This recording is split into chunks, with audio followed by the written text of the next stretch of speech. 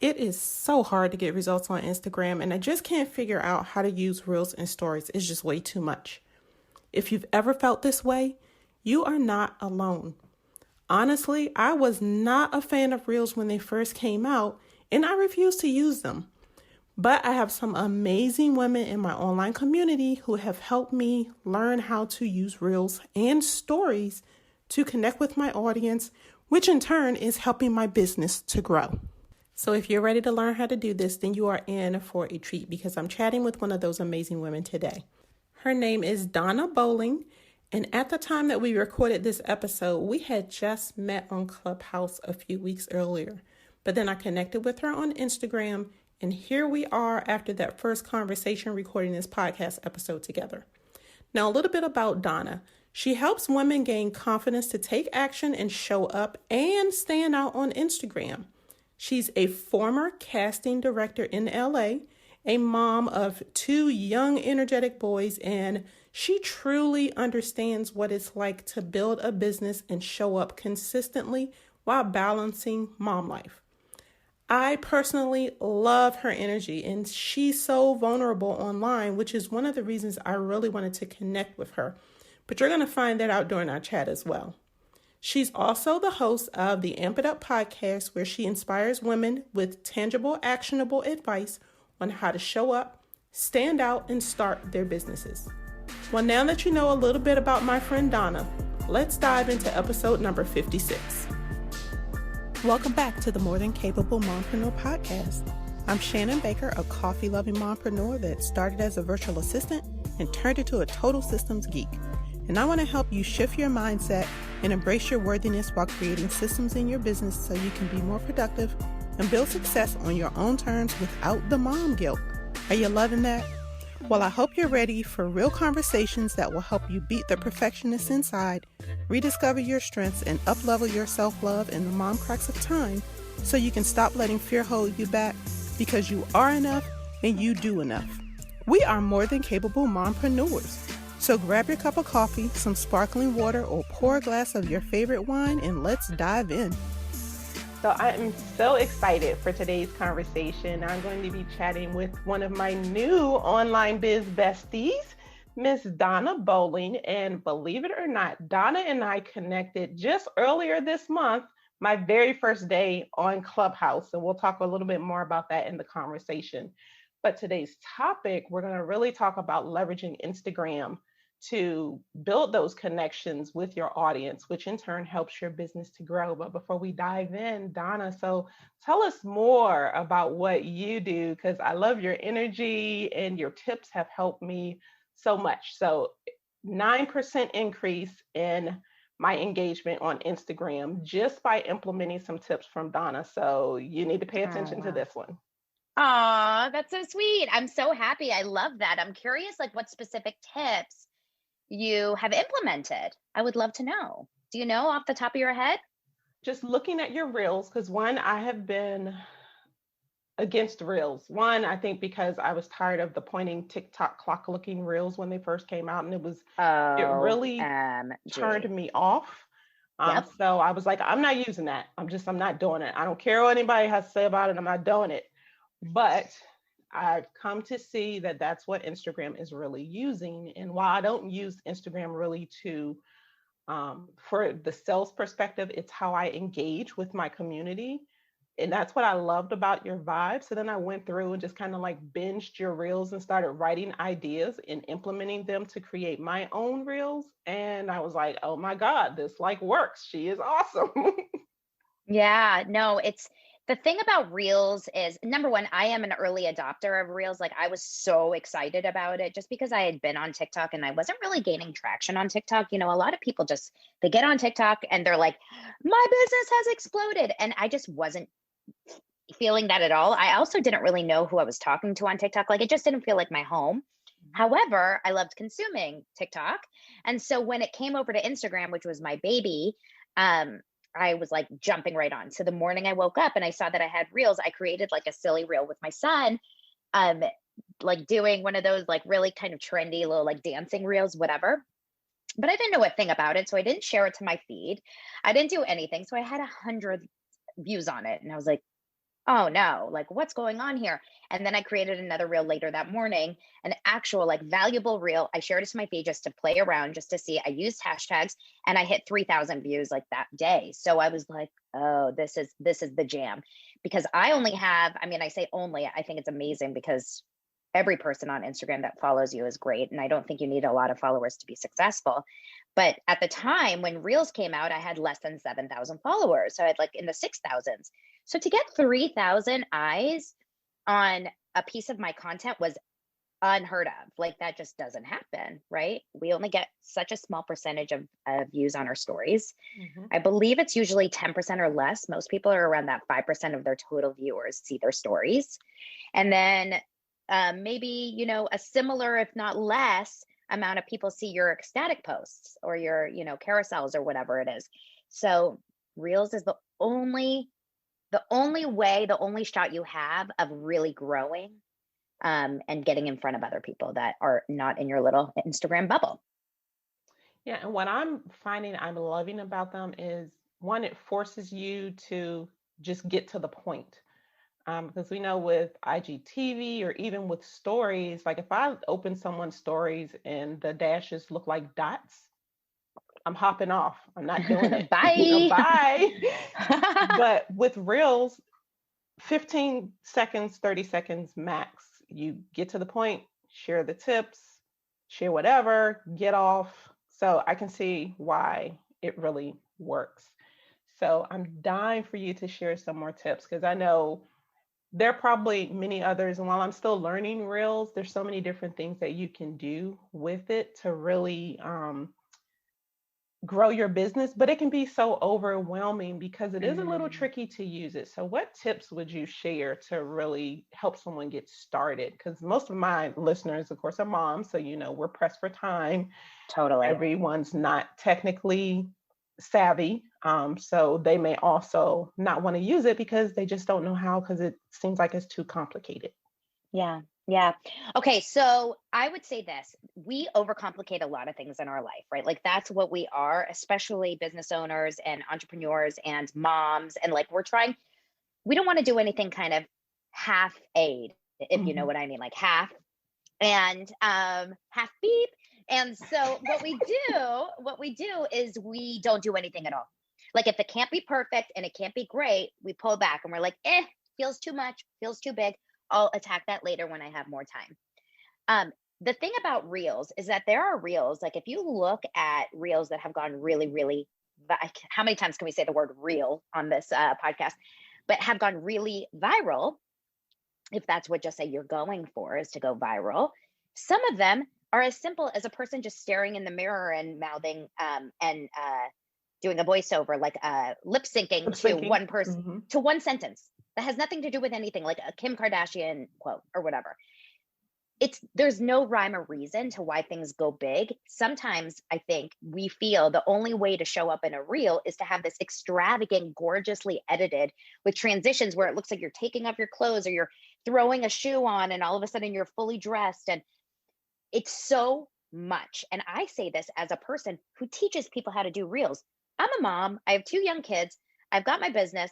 I've got, my normal life happening. I don't have that time to like prepare this perfect. Let me get dressed 17 times and throw on a shoe and hold on. I just need to put my makeup on. Like, no, I'm going to show up. I'm going to give you what I can give you. So I would say take out this feeling of that it needs to be really, really amazing. Once in a while, you can throw out something incredible if you have that energy or time, but in general, it's just about doing it. And the best thing to start with Reels is looking at your content that you already have on Instagram that is doing well. And what I mean by well is not so much, oh my God, so many people liked it, but what do people really engage with on your content? What do people really want to hear from you about? So for me, like, let's do you, for example, Shannon. Okay, what would you say is the one thing that you're constantly saying on that you could talk about for an hour? Like, and it's the Trello. biggest question. What'd you say? How to use Trello for How, dot, dot, dot. okay, yeah, that it could not be a different. You're speaking a different language. I am not a systems person. I need your help. That's literally why I hire people to help me because I'm the most unorganized person when it comes to like the back end of my business. But systems, Trello. Okay, Trello. So the biggest question you probably get is, give me a question specifically like about Trello. How can I use Trello to organize a project? Okay. So if that's the best thing to do is first think about one of those big questions that you're getting consistently. And if so and so, if Anna is asking me this question, I guarantee you hundreds more have that question. So I'm going to take a question that I'm getting asked all the time and I'm going to answer it in a really simple reel. So for you, you're talking about Trello. You're not talking about some big, like huge project. So what you can do is as easy as taking three things that Trello, how to create an organized project in Trello. That would be like the category. You can say three ways to create an organized project in Trello. You write it all out on your piece of paper and a notepad or whatever, very clearly. The title of what it is, basically what you're talking about in the reel, the three things that you can do to help. And all you have to do now is find a way to film it. So it's really easy. You can either just do one little clip. Here are three ways to organize a project in Trello. And if you're looking at me, I'm looking at my hand as if it's my phone. And then stop the clip and then just turn around the other way. Just make it a little bit of a project, a pattern interrupt. So it's not just like you're talking to the camera for 30 straight seconds. People don't like that. People get bored. But if you do three ways to start a project on Trello, and then the clip kind of stops and all of a sudden you're in a different location, bam, people are more interested in it. So it can be as easy as that. I find the most difficult part of reels is to figure out what you're going to say. So if you write it out before, and then you can incorporate, do I want to do this as just talking to the camera in different positions? Do I want to do this as the first clip, three ways to organize a project in Trello, and then the rest of it maybe filming your computer screen as you're showing things, or a screen record, Does that make sense? It does. And actually, I love that. Just like you said, simply turning the chair. And I love that you can pause it, because then you don't have to, because one thing that held me back, it's like, even with the video, oh my God, I'm going to forget to say something. But if you just write out the 3 points, I love that I can look at the next one, then hit the record button again, then look at the next And one. guess what? You can delete. You can try it again. Trust me, I am such a fast talker. You know me. I'm like, sometimes when the camera turns on, I'm like, like I don't know what I'm saying. So I have to do it over and over because the pressure's on. Like, I need this to be a 3-second clip and I need to say so much. So yes, fast talking is important.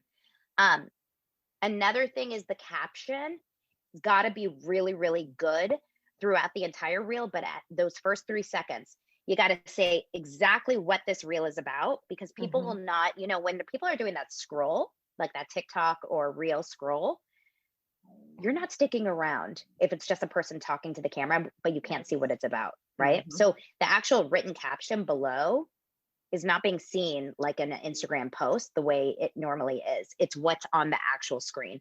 So for sure have a caption, especially in those first 3 seconds, that explains exactly what they're about to watch. And then what tips can you give her? Because I know sometimes I have to go back and edit because the caption gets cut off because it's too low.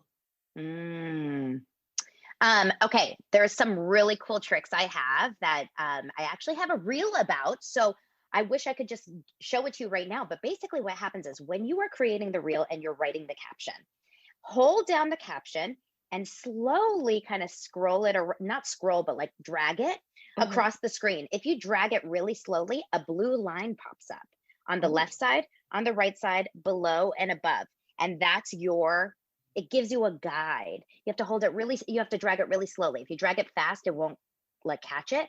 Sometimes you have to play around a little bit. So I write the caption, and then if I'm confused, if it's holding like outside that box, I just try to see. And it shows you exactly, because there's nothing worse than creating this amazing reel, and then you put it out there and half your words are blocked and you're like, oh, it looks so unprofessional now. So once you start to like see where those lines are, you kind of get used to knowing pretty much where to put them. So I always keep things pretty center. And I also don't write too much. You don't want to overwrite on the screen. Like try to use, try to like find the what's the word? Like gist of what you're saying Yeah, keep it rather quick. than word for word. Make it very actionable.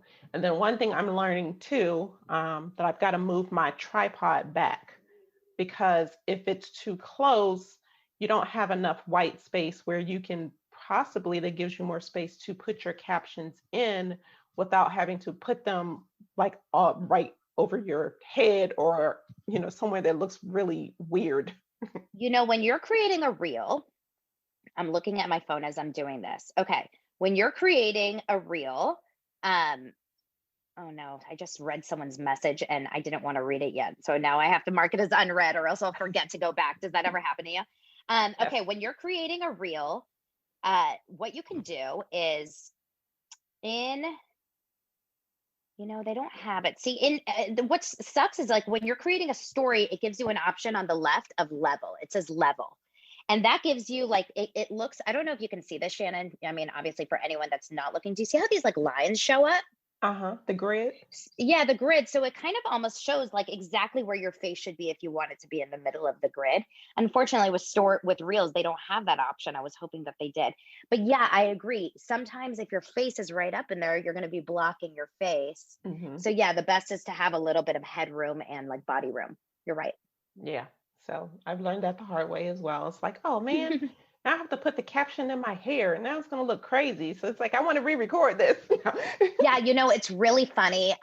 It's really funny how frustrated all my clients and even I get when I do a reel and then something like that goes wrong. And I'm like, dang it. Like you feel, I don't know for you, but when I have like a really good reel, how when it, like this was a good one. For example, like I'm thinking off the top of my head, like the one that I loved so much is like whenever I do like dancing and singing and I do a lot of cuts. And I go back and forth and like make it look like a music video. Whenever I'm about to post that, I get this little like tinge of excitement because I'm like, I hope this, like, not that it goes viral. Trust me, I'm telling you right now, I never have that hope, but I hope people really enjoy it. Like, I hope people really resonate and relate. And usually those are the ones that you just get a lot of likes. Like, I actually don't need a lot of views because I've had reels that get upwards of 60,000 views and they get less likes than the reels that have 3,000 views. So to me, it's about engagement, not just views. Exactly. But whenever I am about to post that, I get this excited feeling. And then when I post it, and if something like that is wrong, or if there's a spelling error on it, which has happened before, it's like you just want to fall off the planet. You're like, oh my God, my one moment, and I ruined it. That's okay. So speaking of that, how can we shift our mindset, especially about showing up on Instagram, so that we're not focused on, I need to go viral, this didn't go viral, so it's a failure? Because really, that's not what Instagram really should be about. Really, social media in general shouldn't be about us necessarily going viral. So how can we help the listeners get that out of your head? What do they need to focus on? Okay. I love this question more than anything because I really truly believe I finally got a handle on this, because I think I spent a solid 2 years of my Instagram journey obsessed with growth and obsessed with getting more followers and obsessed with more people knowing who I was and obsessed with going viral. Like, this was a very, very important part of my journey. And what happened was I was just on a panel this morning on Clubhouse with amazing Instagram experts, like people that have upwards of 100,000 followers, like really, really big deal Instagram experts. And they said, what is the one mistake you've made in your Instagram journey that you don't do anymore? And I said, spending too much energy and time on the emotional ups and downs of whether or not your content hits, goes viral, or your followers go up and down.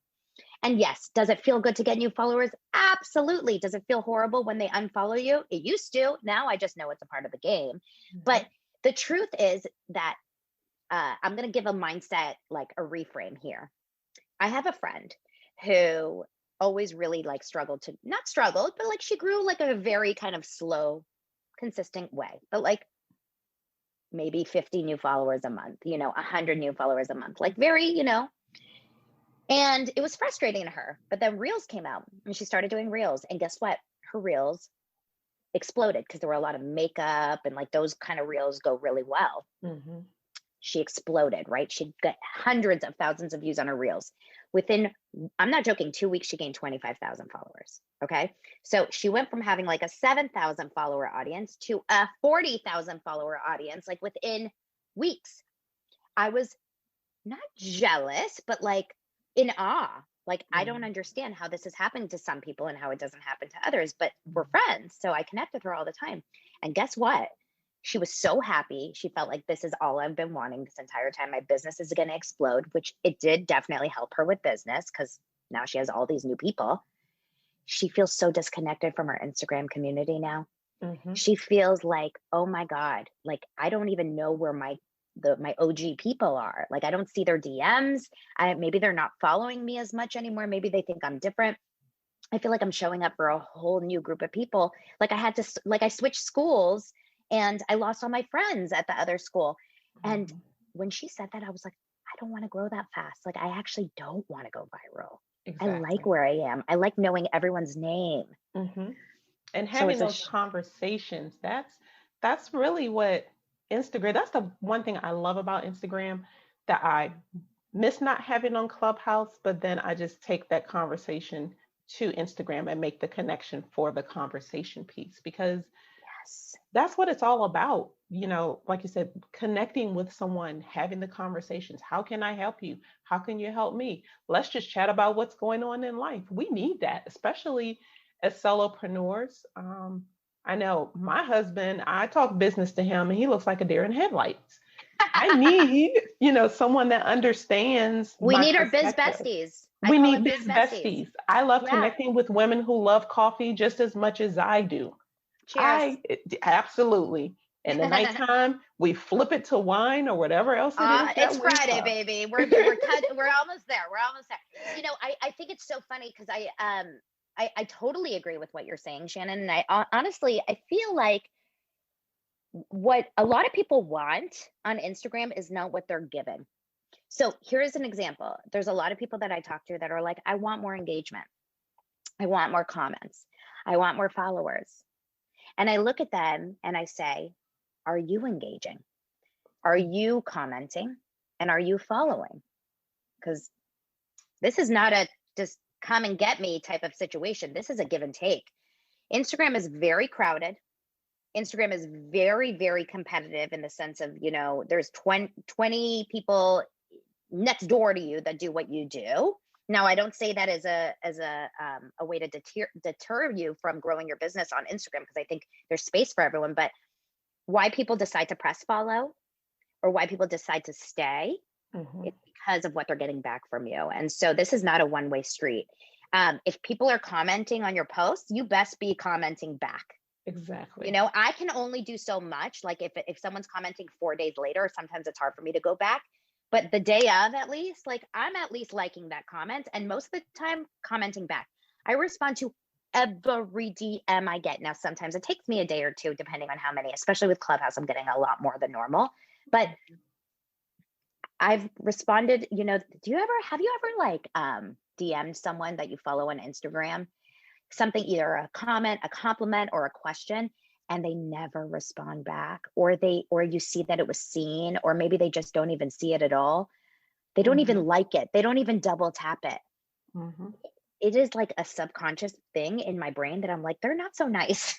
Like, exactly. It's like, you're not my people because you won't talk back. Yeah, like I get you have 500,000 followers. If you have 500,000 followers and you're getting too many DMs, hire someone to help you with your DMs. But that's all you got. That's all you got are your people. You're not where you are without people like me. So you better be giving me love back. Yes. And I'm big on customer service, customer relations. And that's the key piece. I mean, really, what people see on Instagram is what starts to build the interest. That's the like part. But the trust comes from the conversation. So, like you said, if you're not engaging by responding to comments, leaving comments for others, just liking someone, it's not enough. Just following someone's account, it's not enough. Like you said, look at their stories. I don't care if you just hit an emoji, at least lets me know you like it. Just give me something to work with so I can respond in the DMs and keep that conversation going. And this reminds me of something that I heard in one of your podcast episodes, and I wrote this down. I was like, this is like awesome. You Oh my said God, I love it already. What? become the person people need to follow. And I think Mm. that is missing from so many Instagram accounts, which is why they're not having the success that they're looking for. One, they don't define success the right way. But how would you recommend us being authentic so that we can give our audience what they need, become that person? I don't know about you. I don't know how you're spending your extra time. I love watching stories, obviously. It's definitely been a little bit more tricky now that Clubhouse has been introduced because, like, I have to take my time when I'm not like with a client or working or teaching or whatever. And I have to use it wisely. But I still love watching stories, especially in the evenings, like when I'm laying in bed. I don't know. It's like hanging out with my friends at night, right? Mm-hmm. Now, we all follow so many people, and I follow over 1,000 people. 700 of them, I have probably no idea who they are, but I follow a lot of people. So at the beginning of the stories that you see a lot of red circles, and a lot of them I'm like, nah, nah, not interested, not interested in because I'm like, I don't really know who you are. And B, maybe when I've followed you before and when I have watched your stories, you haven't given me something that made me really stop and think, or something that really felt like I was taking something from. I know who I make sure to watch every day, and this is who it is. It's someone that is either actually like a real life friend of mine, right? Like I have a few friends on Instagram who I'm like really connected with, and I want to keep in touch with them and see what they're doing in their business. So I Mm-hmm. look like, I know what they're talking about when we talk next on Voxer or whatever. Number two, I make sure to follow anyone that gives really good tips. Mm-hmm. So it doesn't need to be consistently every single day, but I'm getting value out of their posts. And then I Mm-hmm. follow people that actually make me laugh.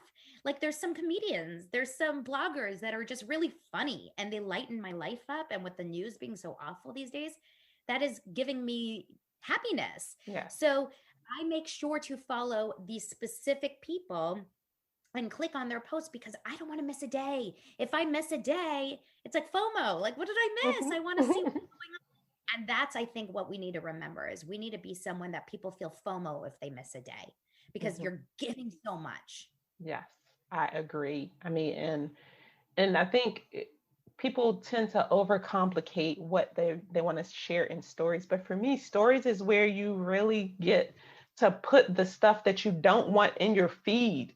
So, I mean, I share just my coffee and part of my morning routine every day. I share how I start my day, sunrise, cup of coffee, whatever.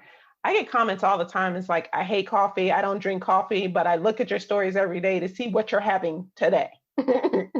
Yeah, so this is a really good point. A lot of people struggle with what do I post about? This is like Mhm. the biggest question I would say I get on Instagram. What do I talk about in stories? Here's what I want you to talk about in stories. Or here's how you can look at what you want to talk about in stories, because I'm not going to tell you what to talk about. You do you. But I like the idea of having some consistency.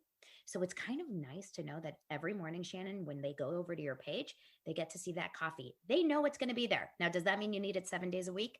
No, you shouldn't feel like you're forced. If you only do it 4 days a week, that's fine, but there's a consistency. It's Mhm. comfortable. They know what they're getting. So I do the same thing. I like my Nespresso. I show that in the morning. And if not, I'll show me on the Peloton. It's either a workout or like that coffee. I show people I'm an early riser. They know I'm starting my day off here, right? Mhm. Second thing that you should do, other than that like consistent piece, like I have a friend who every day she shows her walking her dog, right? Like every morning. She lives in Mexico, in this like really beautiful town in Mexico. And so like I love seeing her little basset hound walking through these cobblestone streets in Mexico. It's like a part of her journey. And I know what I'm watching. I catch her Mhm. story and I don't have to question whose story is this again. It's like, oh, that's Erica, right? I Yes. know that's Erica. And Mhm. so there's a lot of those kinds of things that you can be posting. But another thing to really think about is showing up with some sort of give, like at the very beginning of when you're kind of nervous, I don't know how to show up on stories, show up and just teach. Like Mhm. that's a really good, easy thing that we all know what to do, right? All of us do something to help people in some category, right? Everything we do. Even if I literally was sewing hats for a living, like I've just picked up my little pom pom beanie. If my business was sewing beanies, I know that I create these so that your head stays warm. right? And so my first time ever going on stories is going to say, you guys, I wanted to show you why I love this material, because this material actually, it warms your head. Like, this is wool and polyphenol, and I have no idea what the F I'm talking about. But this is a material that really works. And actually, every single person that uses them talks about how even when it rains outside and it's really cold, it will warm your head. And do you know that the majority of the heat that leaves your body is through your head? So you're definitely going to want to keep that on, especially if, like, right now it's cold, and you're wanting. Do you see what I'm saying? It's so easy to think just back. Now, I think, Shannon, the biggest problem is people are anxious about showing their face, and they're anxious about talking to camera. And that's my jam, right? Like, that's what I really focus on, is getting people past that insecurity and that anxiety around talking to a camera, which is awkward AF. Like, it is. Let's be honest. Right now, I love this because I'm looking at you and I'm looking at you nodding and smiling, and we're reacting to each other. And I think as human beings, even on Clubhouse, it's a little bit easier because you're talking and you see people flashing their mics, or you hear people say, yeah, totally. So you're getting that reaction. And on stories, you ain't getting anything. Your phone's not like, giving you a thumbs up in the corner, like, go girl. So we just have to pretend that we're talking to someone that really is like loving on it. It is awkward. It's uncomfortable. But the only way to get better is to do it. And over and over and over. Yep, absolutely. And I had to jump in and just do it. And I was one, oh, well, I have to be made up to be on stories. No, I just have one minimum that probably 95% of the time I do. I draw on my eyebrows, because if I don't draw them on, I really don't have any. But every once in a while, I'm just like, I don't care. And I hop on there without my eyebrows on. It's like, yeah, whatever. This is real life. I don't feel like it today. So you're not paying attention anyway. I'm hung up on it myself. It's like, no one pays attention to that, but we psych ourselves out by thinking we've got to be, picture perfect and fully made up. I mean, I posted a story earlier this week and my husband was like, was this a bad hair day? Because, like, what was going on with your video? And I was like offended. And he was like, what? And I was like, you're the only one that said something about my hair. Because, well, people that are not in this space don't get it. And I'll tell you, my husband is also very similar. Like, he's always really concerned about what I say on my stories. Like, how would you want to say that? Like, that's so weird. And I'm like, are you kidding me? The more vulnerable I am, the more real I am, the more people like me, and the more people feel like I am their buddy and I'm in it with them. So I'm just going to be 100% honest what I woke up to this morning, Shannon. And I didn't story about this because my husband begged me. He goes, please don't. This is really uncomfortable. We have a rat. We have a rat in my house right now. Okay. I am losing my mind. You don't understand my anxiety around rats. Yes, I do. Because we had that problem because of a neighbor and it drove me crazy. I don't know what to do. We have openings on the outside of my house. My husband just told me. I mean, why were these not handled? Like, on the bottom of, like, the crawl space, there's like openings. And there's like around the house. And I live like not in the hills, but like at the base of a hill. And it's also really rainy right now. So this is like the time, according to the exterminator who was here this morning. And I woke up to see rat droppings. And let me just tell you, I thought I was going to die. I really honestly woke up at 6 a.m. thinking I was going to die. Like, it ruined my morning. I was sweaty. I was shaky. And I was like, my audience would love to hear this. Like, this is so funny. So I start filming it and my husband's like, no, you will not do that. People will think you have a dirty house. And I was like, but we don't. And he's like, but people will think. And I was like, oh, maybe I shouldn't post it. And now I'm like, you know what? I should have posted it, but I think I will post it anyway. Just maybe once it's gone and dead. Well, see, and it gets aired anyway, because once this episode goes live, I'll get that story. Guys, I swear I have a clean house. I'm really, really clean. You wouldn't know it looking at my bedroom, but in my kitchen, I am so insanely clean. Like, I make sure it's clean before I go to bed. It's one of those things that, like, will keep me up if my kitchen's messy. So promise I'm clean. No, I know you are. That's okay. We all get it. And especially depending on the time of the year, things happen, or exterminators would not exist and have a job. There you go. And I'm also not a restaurant, so don't worry. I don't have to worry about you guys taking away my health card or whatever for my health grade. I will tell you, it's really about just showing the behind the scenes of your life. It's really about just giving us the struggles, the wins, the funny things, the tough things. If you're feeling low energy, if you're feeling like crap, if you're feeling like really like you can't give anything to your audience, why don't you try to go against what you normally would do, which is just stop posting completely? And why don't you post or post on your stories and say, I'm just going to be 100% honest? Because this I do sometimes, Shannon. You see me, I'm a ball of energy, but there's a lot of times where I don't feel like this. And Mhm. I will come on stories and say, I am not good right now. Like, I am so tired. I can hardly function. I did that last Friday night because I launched all week and I was like really, really on. And by Mhm. Friday at 6 p.m., I got in bed. I turned on Real Housewives. I got a glass of wine and I couldn't function. Like I couldn't even really take care of my kids. Like I was a zombie. And it's unlike me, but I said it in my stories and I got so many DMs back saying, "Oh my God, totally me too. It's the weather, it's the moon, or maybe it's nice to see that you're not always like filled with energy, like you feel human to me now, you know?" Mhm. Yeah. And that's the thing with stories. That's how you make the connection with your audience, which then builds, the process. Know, like, trust. If Totally. you don't hit all three with your audience, you can't get to the portion where they trust you enough to make the investment and purchase something from you. Absolutely. So all of that is what builds that relationship. And really, that's what social media needs to be about, building that relationship. Yeah. So for anyone who wants more tips from Dana, connect Donna. with her. Donna, I knew I was going to do it. I was waiting. It's okay. You know, Shannon, I love that. And keep this in because this is especially with Clubhouse. So my name is pronounced Donna.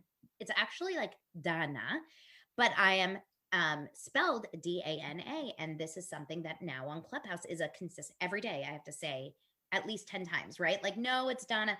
I don't mind it. I'm not offended by it. My husband put it on his phone as Donna when we first met for like 3 months because he didn't want to mess up my name. And he still did anyway. So don't worry about it. Keep it in. It's a part of who I am. Okay, great. Yeah. And Donna, before we go, let everyone know where to find you. Of course, Clubhouse or Instagram, but what's your profile name? Okay, so I am This is Donna Bowling at This is Donna Bowling, Dana, of course. On Clubhouse, I'm just my name, Donna Bowling, and you will find me at both of those places all day long.